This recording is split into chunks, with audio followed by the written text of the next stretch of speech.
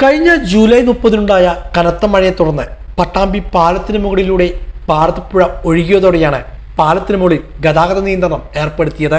പുഴ പാലത്തിന് മുകളിലേക്ക് കയറിയതോടെ പാലത്തിന്റെ കൈവരികളും തകർന്നിരുന്നു. ജൂലൈ 31-ന് പാലത്തിലൂടെയുള്ള ഗതാഗതം നിരോധിച്ചെങ്കിലും ഏതാനും ദിവസങ്ങൾക്കകം കാൽനടയാത്രയും നിയന്ത്രണങ്ങളോടെ വാഹന യാത്രയും അനുവദിച്ചിരുന്നു.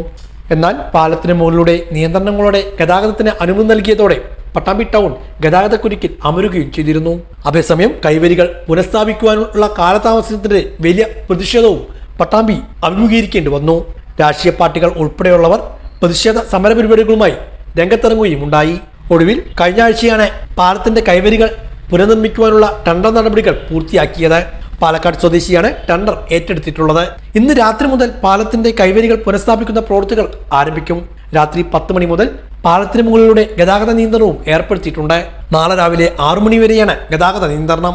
18 ലക്ഷത്തോളം രൂപ ചെലവഴിച്ചാണ് പാലത്തിന്റെ കൈവരികൾ പുനർനിർമ്മിക്കുന്നത്. കൈവരികൾ പുനർനിർമ്മിച്ചതിനു ശേഷം നാളെ മുതൽ സുഗമമായ ഗതാഗതം പാലത്തിന് മുകളിലൂടെ സാധ്യമാകുമെന്നാണ് കണക്കുകൂട്ടൽ.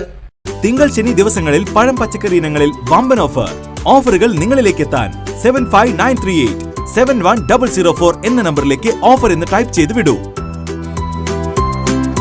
ആഴ്ചകൾ തോറും ഓഫറുകളുമായി Kudumbini supermarket, Pattambi and Shoranur.